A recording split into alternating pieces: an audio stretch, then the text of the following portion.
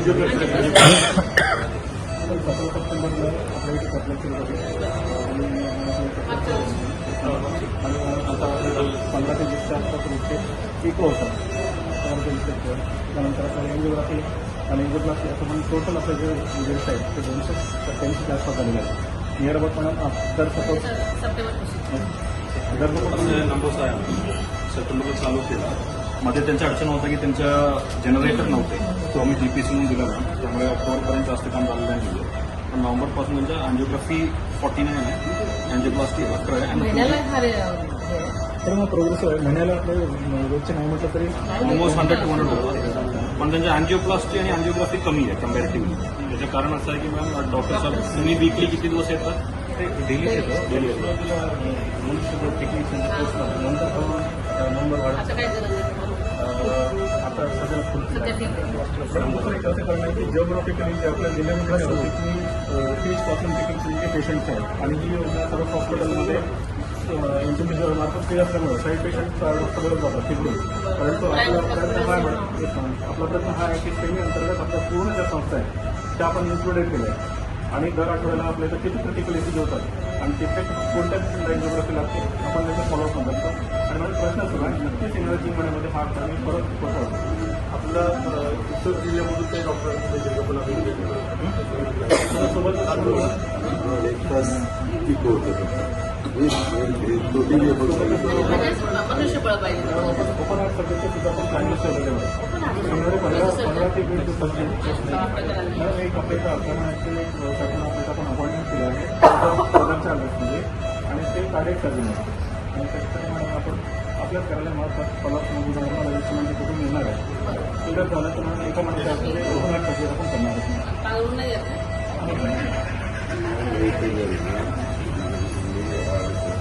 दिले परंतु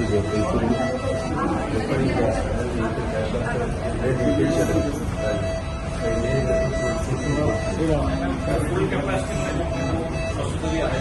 त्याच्यामुळे आम्हाला इकडे प्रॉपर स्टाफ एक मोठा आहे.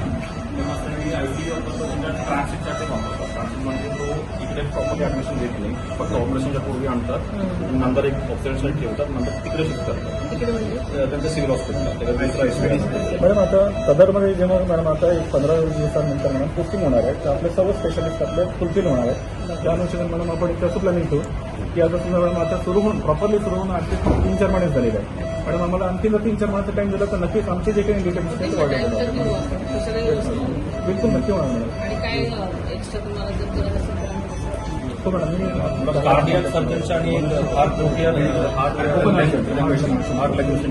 आणि मुळामध्ये काय होतं कलेक्शनामध्ये रिस्पॉन्स पंचगौऱ्यामध्ये असं आणून दिलं की हे जवळपास हा सेटअप 1 वर्षापेक्षा जास्त काळ असाच पडून राहणार होता. काही शिल्लक खर्च अपेक्षित होता तो मधून दिला.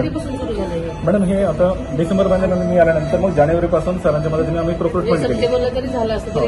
तरी सुद्धा मेडिसिन नव्हती, मॅनपॉवर नव्हता. तसं करत करत मॅडम आपल्याला जानेवारी एंडिंग आतापर्यंत जे काही अचिव्हमेंट आपलं 5 महिन्यातलं अचिव्हमेंट आहे. आता मॅडम आपल्याकडे जे प्रोक्रुटमेंट लागते ते सर्व आहे. मॅनपॉवर जो आपल्याला इसेन्शियल आहे तो पण आपल्याकडे आहे, परंतु ऍडिशनल मॅनपॉवर जो आहे तो जर आपल्याला मिळाला आणि नंतर मग मॅडम हे आणखी जर लोकांना आणखी अवेअरनेस आहे की इथे सुद्धा आपल्याला चांगल्या पद्धतीने होतं. आपण किती पेशंट बाहेर जातो सोसायटीमध्ये. येस मॅम, हे सोसायटीमध्ये जातं. हे सांगतात की आमचं झालं की तुम्ही सुद्धा या. आम्ही या हिशोब मॅडम यांचा फीडबॅक घेणार आहोत आणि नंतर मग कसं किती पेशंट वाढून राहिले, आणखीन आपले कुठे पेशंट येस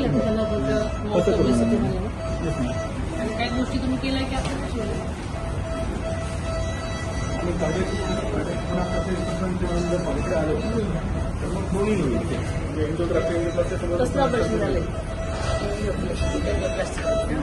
बरं आहे ना आता दम लागतोय का? नाही कधीतरी असं छाती दुखतं. किती दिवस ठेवायचं कधी झालं? मोस्टली 4 दिवसात आपण डिस्चार्ज करतो. जर आपण कॅल्क्युलेशन केलं ना तर सध्याच्या कंडिशनमध्ये ज्या प्रोसिजर आहे नियर अबाउट 1.5 दिवसाचं मॅडम 3 ते 3.5 लाख रुपये दर महिन्याचे आपण आउट ऑफ पॅकेट ॲक्टमध्ये वापरतो. आणि जर आपण जास्त जर केलं मॅडम, जास्त जर काम केलं, माझं टार्गेट असं आहे मॅडम की नियर अबाउट 10 ते 15 लाख आउट ऑफ एक्सपेंडिचर लोकांची पॉकेट एक्सपेंडिचर वाचवायचे. मॅडम दुसरं की आपण तुमच्यामध्ये मॅडम एवढं काम केलेलं आहे की नियर अबाउट 2 करोडच्या आसपास हॉस्पिटल मिळून दिलं. आपण या 6 महिन्यामध्ये केलं की आपल्याला मार्चमध्ये जमा होतं. पूर्ण हॉस्पिटल एकही पेशंट एकही ॲटोमॅटिक आपण अशी लॅब नाही ग्रॅप करतो आणि एलबीटी घेऊन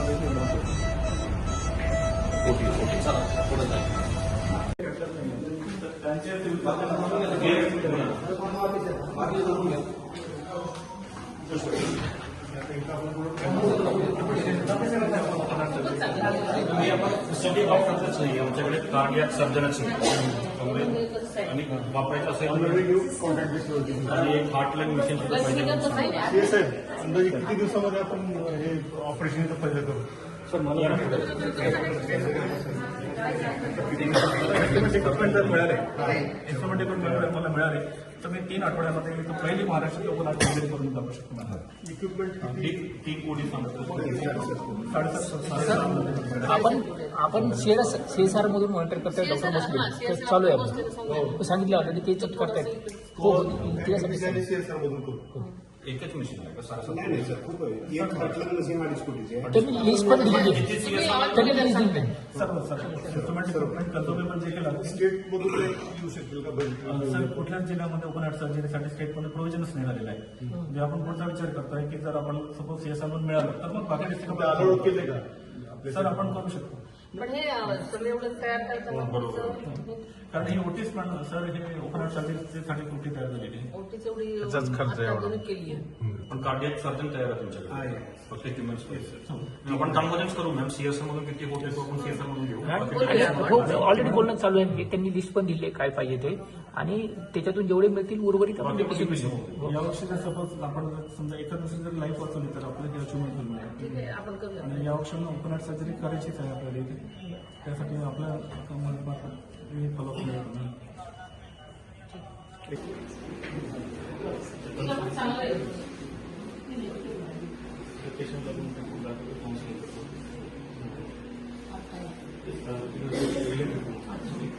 इकडे मॅम दादा येऊन इनोग्रेशन झालेली आहे. स्क्रू विकला होता त्यामध्ये दादाची चिल्लो होता.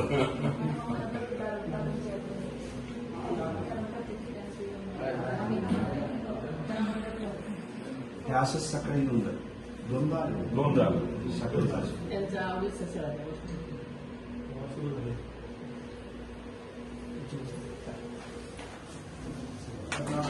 क्रिटिकल क्वालिफिकेशन झालं कारण तिथं लेटर आहे मेंटी आहे आणि सर्व इसेन्शियल थँक्यू.